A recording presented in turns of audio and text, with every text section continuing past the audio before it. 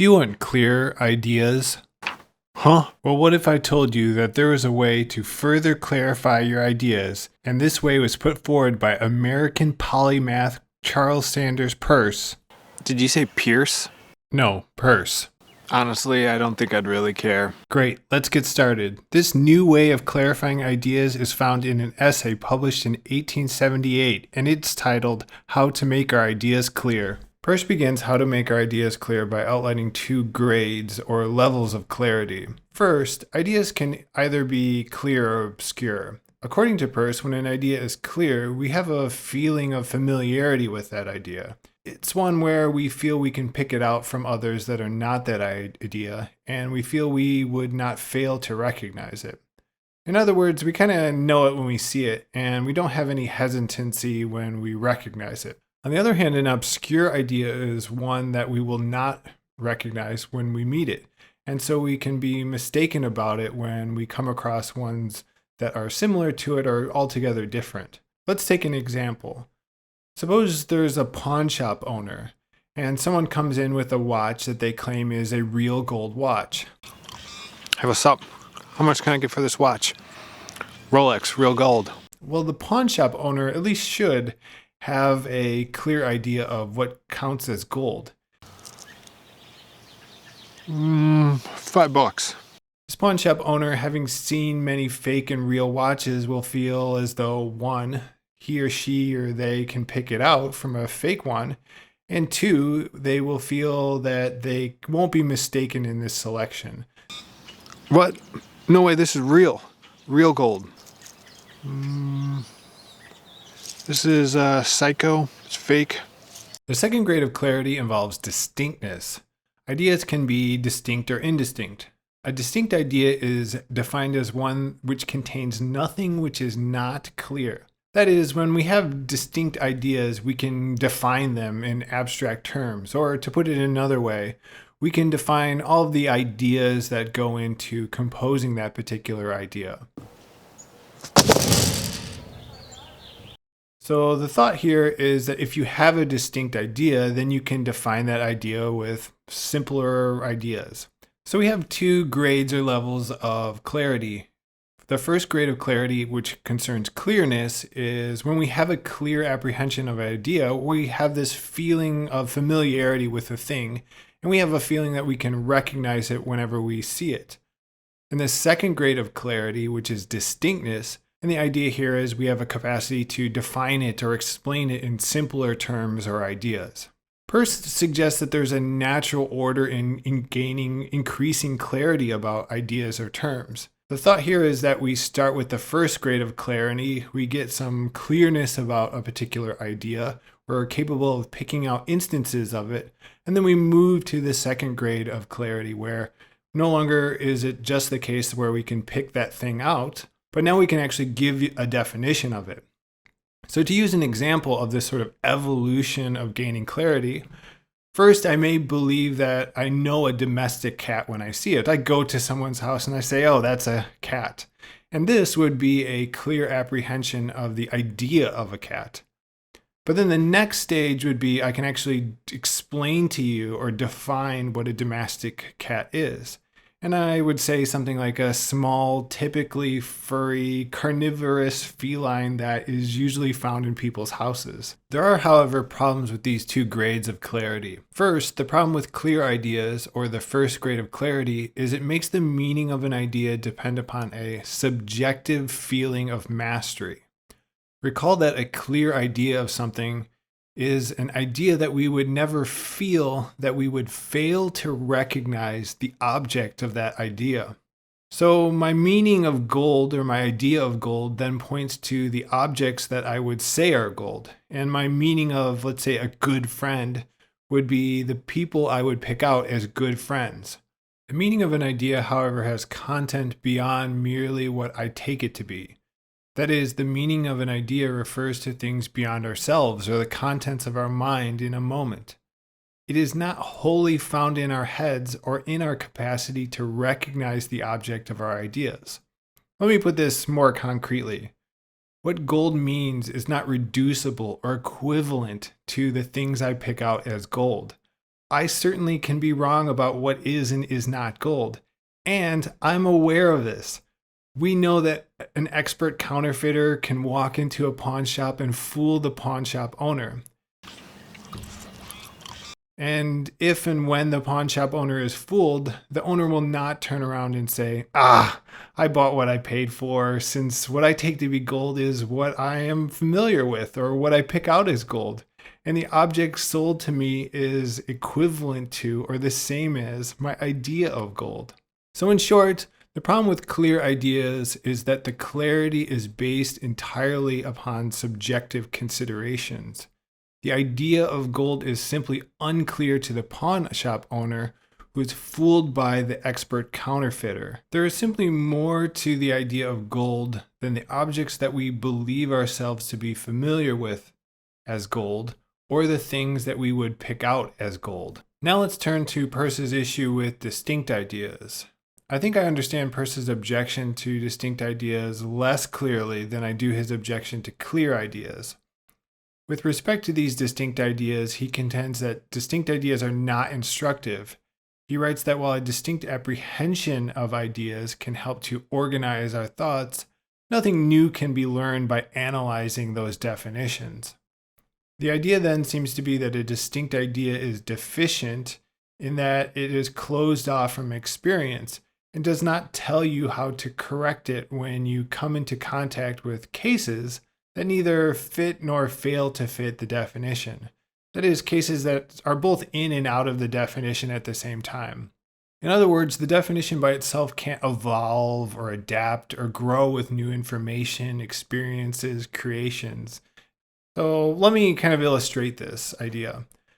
So recall that my definition of a cat as a small, typically furry, carnivorous feline that's usually held in houses. My definition of a cat allows me to distinguish cats from other animals, let's say dogs. But it also lacks clarity that can't be corrected by looking at the definition or analyzing the definition further. So an example would be, is a small cougar that someone keeps in their home as a pet a cat? Well, maybe, maybe not, but analyzing the definition doesn't tell me whether the cougar would count as a cat. You might have an answer to this question, but that answer comes from outside the definition itself. Let's take a second example. Take any definition of a sport. Here's an intentionally bad one. I'll define a sport as any game that involves physical activity, competition, and some kind of goal to win or lose or something along those lines. This definition lacks clarity, and that clarity cannot be corrected by analyzing the definition itself. This might be my idea as a distinct idea in my mind, but then I come across cases like, let's say, wrestling with my brother in the backyard. Let's wrestle. Is this a sport? Probably not, but it definitely seems to fit the definition. There's physical activity, competition, and both of us are trying to win. Another example would be esports. Cloud9 positioning, but it's Team Liquid who destroys Sneak. Are these sports? Maybe, but analyzing the definition isn't going to tell me one way or the other. At this point, we might ask ourselves, why care if our ideas are clear at all? We probably should have asked this question at the outset.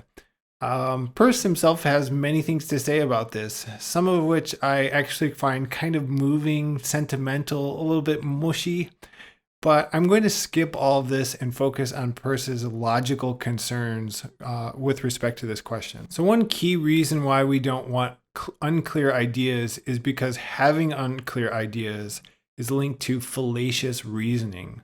In other words, we draw the wrong conclusions from our beliefs or from the evidence, given that our minds are filled with unclear ideas. There are some really obvious, well-used, and somewhat silly examples of this, and I'm going to use one just to illustrate this before we get into Peirce's specific examples. Take fallacies associated with ambiguity. Here's one classic kind of joke argument. Premise 1, light has no weight. Premise 2, this pencil is light. Conclusion, therefore, this pencil has no weight. No one is likely to draw this conclusion or be duped by this argument. One reason we don't treat both words as though they are expressing the same idea is because our idea of each particular use of the word light refers to a different, clearly distinguishable idea. In the first case, it refers perhaps to the phenomena we perceive with our eyes. And in the second case, it refers to something like not weighing very much. So we don't draw the faulty conclusion here, even though the same word light is being used, because our ideas are clear. However, there are cases where our ideas are not clear, and so we find ourselves led to drawing faulty conclusions or reasoning fallaciously. Let's look at two examples that Peirce gives. The first example involves reasoning that two beliefs are different merely from the fact that they are presented differently. This is a kind of cool phenomena. What happens is that we conclude that two beliefs are different, not because they are in fact different, but because they are expressed differently. So here's an example. You can imagine two individuals from two different political parties holding the same belief. That is, they have the same idea in their minds that they accept or take to be true. But each is thinking they themselves are right and the other is wrong. But in reality, they are not really disagreeing with each other. Rather, each takes the other to express a different belief than the one they hold, simply because the other is expressing it in a different way. Let's look at Peirce's example. Take a look at these two images. Peirce says that we might be led to think that these two objects or images are different. Notice how one figure has 5 dots on the top, while the other has 4. But these are the same object, just in a different arrangement.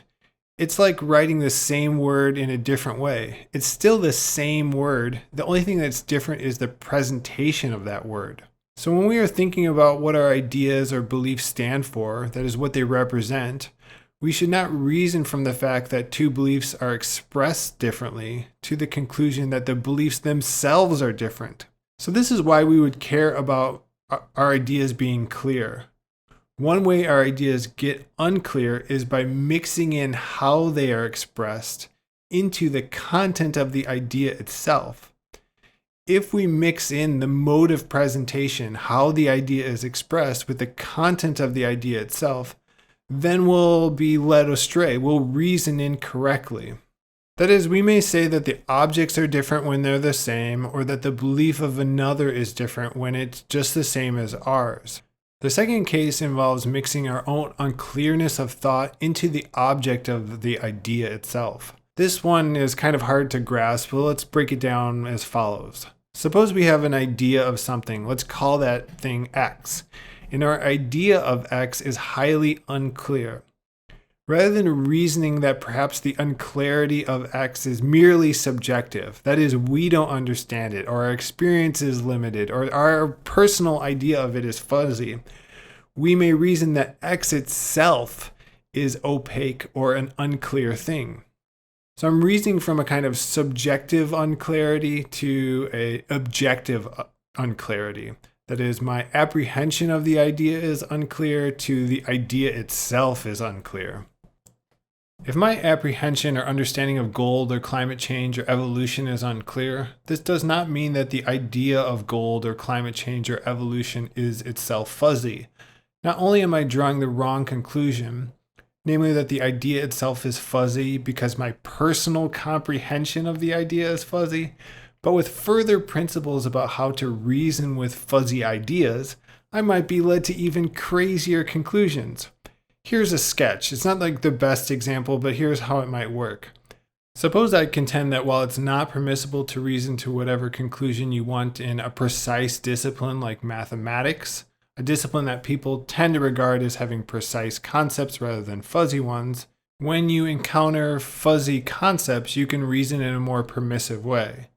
So I might reason as follows. I might say that since my personal comprehension of climate change is fuzzy, the idea of climate change itself is fuzzy, And since I can reason however I want concerning fuzzy ideas, fuzzy concepts, then I'm well within my rights to doubt the existence of climate change.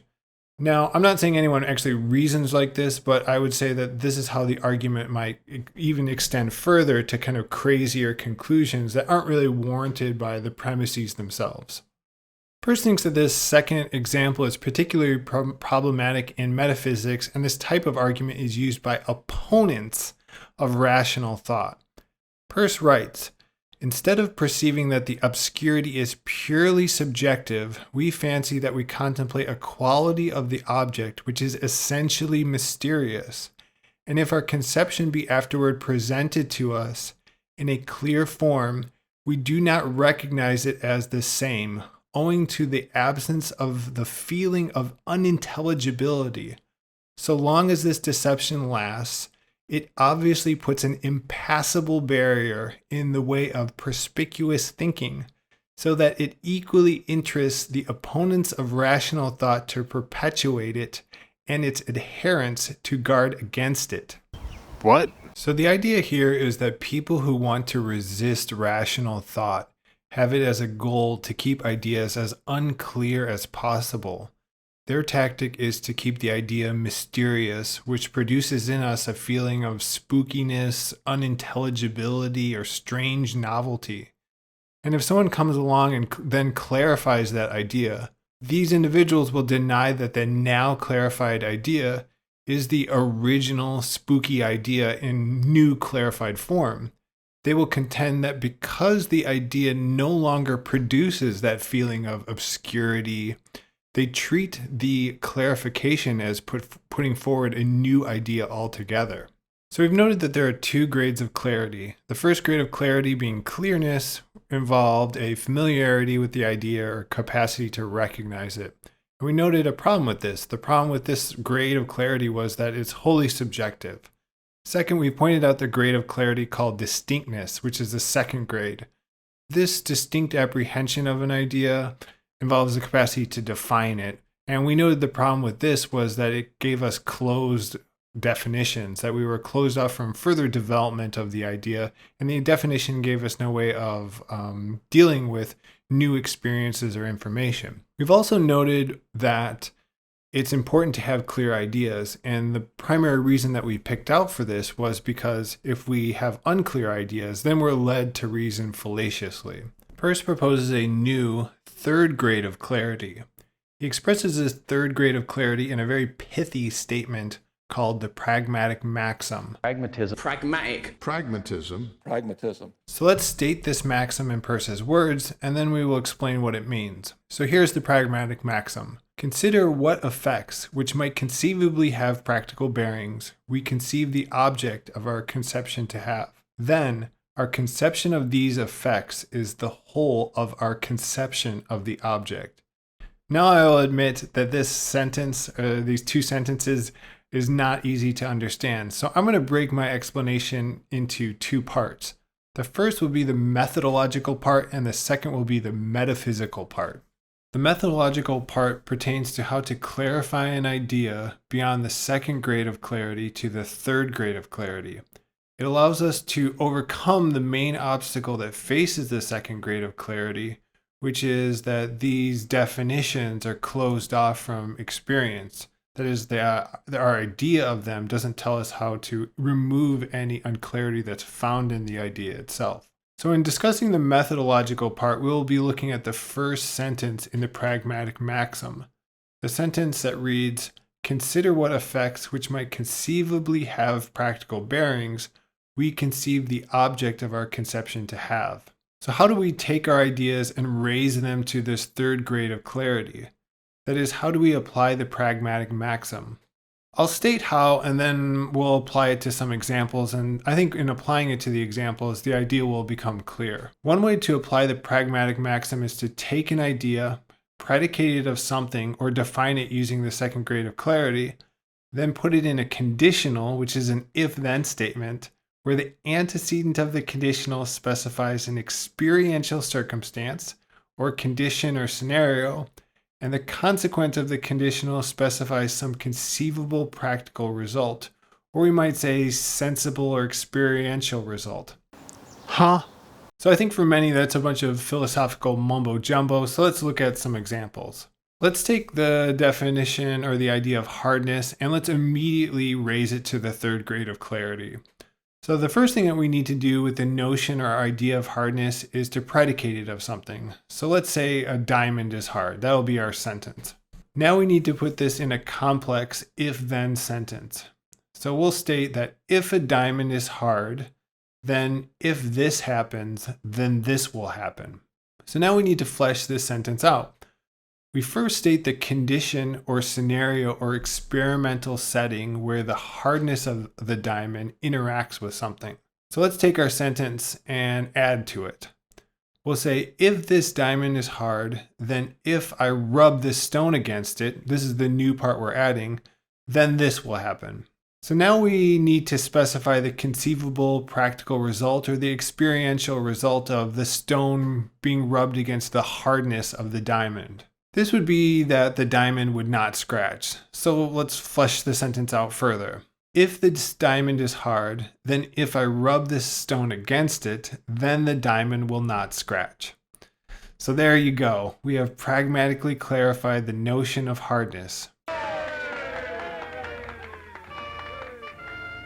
But recall Peirce's statement, consider what effects, which might conceivably have practical bearings, we conceive the object of our conception to have. Here he is saying we should consider the effects, plural, that have conceivable practical bearings. So we need to add some more conditionals here. That is, to clarify it further, we would think of other ways the diamond would interact with things in the world, the hardness of the diamond, that is, and the result of interacting with those things, what would the result be? So we'll just create more conditionals to further pragmatically clarify this idea. So we'd say, if this diamond is hard, then if I push my finger against it, then my finger will be left with an impression from the hardness of the diamond. And we further pragmatically clarify the idea of hardness. Or we'll keep adding to it. We'll say, if this diamond is hard, then if I throw it at a door, then the diamond itself won't shatter. And so the process of adding more and more conditionals in this way is the process of pragmatically clarifying the notion of hardness. Let's look at another example. We can think about the pragmatic clarification of an idea as the movement from the second grade of clarity, which is distinctness, to the third grade of clarity, which is pragmatic clarity. So let's take the definition of vinegar, and we'll define it as vinegar is diluted acetic acid. So we can pragmatically clarify this proposition by saying, if vinegar is acetic acid, then if I dip litmus paper into it, it will turn red. Here we've moved from the second grade of clarity, which is a definition, to the third grade of clarity, which involves some conceivable effects of vinegar being a particular type of acid. But again, we could gain more pragmatic clarity through more experience and adding more conditionals.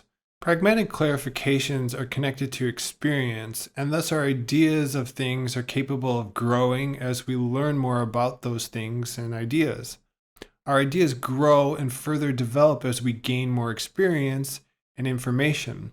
We pour vinegar on baking soda and it bubbles, and so we add to our understanding of the idea of an acid or vinegar the following conditional.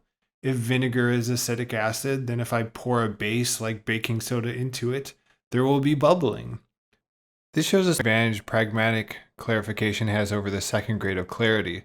The primary problem with the second grade of clarity was that a definition gives no indication on how to incorporate new information into that definition. And at best, it only seems like a partial expression of any idea anyway. The pragmatic grade of clarity overcomes this by making the meaning of an idea consist of the conceivable practical effects of the object of the idea. So as we learn new effects, as we gather more information, we can always incorporate that into the contents of our idea. So unlike the second grade of clarity where the definition is all we have, and the terms in the definition seem closed off to further development, the pragmatic clarification of terms like hard or acid are open-ended And the pragmatic maxim tells you how to develop those open-ended ideas. That is, it tells you what you need to do in order to make your idea grow and become increasingly clear. Today, one method of clarifying ideas leaves all other methods in the dark. Its unique formula clarifies ideas through its conceivable practical effects. That method is pragmatism. May not clarify ideas. Side effects include clear ideas, ideas tied to experience, and open-ended relation of ideas to the world. Do not use if life depends upon ideas completely divorced from things. So the first part of the pragmatic maxim is the methodological part. The second part of the pragmatic maxim is the metaphysical part. This part makes a statement about the content of our ideas. This is the part of the maxim that states, then our conception of these effects is the whole of our conception of the object. So if the methodological part of the pragmatic maxim concerns the clarification of our ideas to a new third grade of clarity using these conditionals, the metaphysical part makes the assertion that our conception of these effects, all those conditionals, is our entire understanding of the conception or idea. That is, there is nothing more to our idea than all of the conditionals that list the experiential effects. In other words, our idea is nothing more than the conceivable sensory or experiential effects of the object given certain conditions or scenarios or experimental situations. Huh? Okay, so let's look at an example because, again, that might sound like a bunch of philosophical mumbo-jumbo. Peirce has a pretty controversial illustration of this that involves transubstantiation, the transformation of bread into the flesh of Christ. I'm going to skip that example and focus on one that's less controversial. Let's consider the difference between the following two beliefs. One is that hard things are hard. What I mean by this is they are hard even when they are not interacting with other things. So you put them on a soft pillow in a dark room, they're still hard even in that room, not interacting with anything. The other is that hard things are soft until you try to touch it or interact with it in some way, shape, or form. So the question is, are these two different beliefs? Peirce will say, since they're pragmatically identical, that is, whenever you interact with the hard thing, whether it's always hard or is soft until you touch it, since the behaviors are the same, since the experiential results are the same, that is, when you touch the hard thing that's hard, it's going to scratch something. And if you touch the hard thing that's soft until it interacts with something, it's still going to scratch something. So since the effects are the same, they mean the same thing, given the pragmatic maxim. So there's no difference between these two beliefs. And to say that there is a difference is, at least according to Peirce, metaphysical gibberish. You're just talking nonsense. It's perhaps natural to interpret the meaning of physical terms such as hardness, rocks, weight, force, lithium, vinegar, things like that, in terms of their sensible or conceivable practical effects. But Peirce extends the use of the pragmatic maxim to philosophical terms. This is really interesting because they tend to be the most fundamental of our ideas, but the least understood. People use terms like truth, reality, personhood, part, whole, time, space, all the time. But when you ask them what they mean, they sort of proceed to spew unintelligible nonsense. In short, our ideas of these fundamental terms are very important, but are the most unclear. And so maybe the pragmatic maxim can help clarify these ideas. So we won't look at all the philosophical ideas, obviously. Instead, we'll look at the one that Peirce focuses on, which is the idea of reality. Peirce's method of applying the pragmatic maxim to reality proceeds in a step-by-step fashion. First, he notes that everyone has a grasp of reality according to the first grade of clarity, which is familiarity. That is, we feel as though we can recognize things that are real and distinguish them from fictitious things that are, or illusory things. So even children have this first grade of clarity when it comes to the notion of reality. They have the feeling that they can distinguish between the real and the make-believe. Here's an example. Take this blanket. This was the blanket I had when I was a baby. And so when I showed it to my daughter, I told her that the teddy bears that you saw in the blanket were actually babies when I first got the blanket, and as I grew up, those bears also grew up. So my daughter found this to be very funny and amusing because obviously those bears are in a blanket and they're not a living being. So she immediately knew that I was making up a story.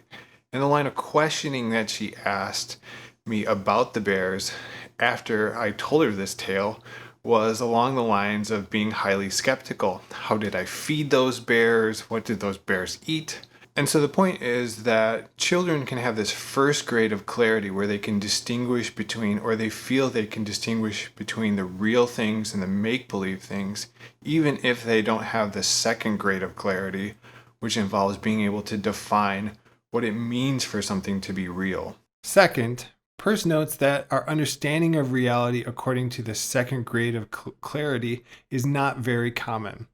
That is, few people have ever taken the time or effort to, let's say, give an abstract definition of what it means for something to be real. But when they do, their definition is something like the following. I don't know, the real is like whatever is independent of your mind. It's like what's out there. It's independent of what you believe or what anyone really believes. So we have a first grade of clarity idea of reality, and then we also have an abstract definition of reality.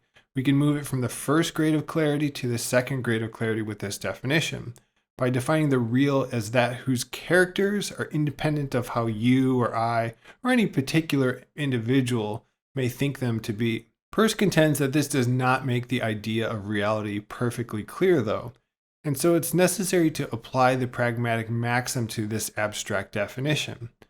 So the thought is that we can apply the pragmatic maxim to our second grade of clarity idea of reality and take it to this third grade of clarity. In other words, we can give a pragmatic conception of what it means for something to be real. Through the years, the scientists of the world have freely exchanged their knowledge. This worldwide search for truth has led to the greatest of all discoveries. Pragmatism. Recall that according to the pragmatic maxim, our conception of something is found in its conceivable practical effects. So the manner in which we formulated this was as a conditional, one big if-then statement. So let's give an outline of what our conditional or pragmatic clarification for the real would look like. We would state, if an object is real and thus has characters that are independent of how you or I or anybody may think them to be, which is the second grade of clarity, then if X happens, then Y will happen. So now, just like we did before, we need to fill in for X and Y. So we'll simply state Peirce's definition straight away. Peirce states that if an object is real, then if the scientific method is followed sufficiently long enough, then we will be led to a permanently fixed belief. So there's 2 points worth making here. The first is that the effect of real objects is to produce a permanently fixed belief, one that will never be upended later by doubt. The second is that just as the litmus paper only turns red when we dip it into vinegar, Peirce contends that real objects will produce these permanently fixed beliefs only when or if we follow the scientific method sufficiently long enough. So in short, the experiential effect of real objects, how it affects us practically, is to lead us to truth. And the truth for Peirce is an opinion that is fated to be agreed upon by all those who investigate using the scientific method. So it's not the case that you will be led to a true belief simply by existing in the real world. This pragmatic clarification of the real allows us to actually give a new pragmatic definition of reality. So a better definition of the real or reality is that which is represented by this ultimately fixed belief, this opinion that we are destined to have provided we follow the scientific method sufficiently far. So if that destined opinion says that grass is green or snow is white, then it really is the case that grass is green and snow is white. So the way things are is how they are represented by the scientific community after it has pushed scientific inquiry to its limit. After it has reached a point where further investigation will not yield new doubts, the content of that belief expresses what really is the case. Oh, sorry, I was spacing out. Would you mind just summarizing everything you just said? The pragmatic maxim is a method for clarifying ideas by unpacking the content of those ideas in terms of their conceivable, practical, or experiential effects. For Peirce, this way of clarifying ideas is both open-ended and tied to how the objects of our ideas behave in the world. In addition, the pragmatic maxim is a metaphysical position that the meaning of our ideas is nothing more than these conceivable practical effects. And Peirce applies this pragmatic maxim to the notion of reality, which for him is that which will ultimately lead us to a fixed belief, which Peirce takes to be the true belief, provided we follow the scientific method sufficiently far.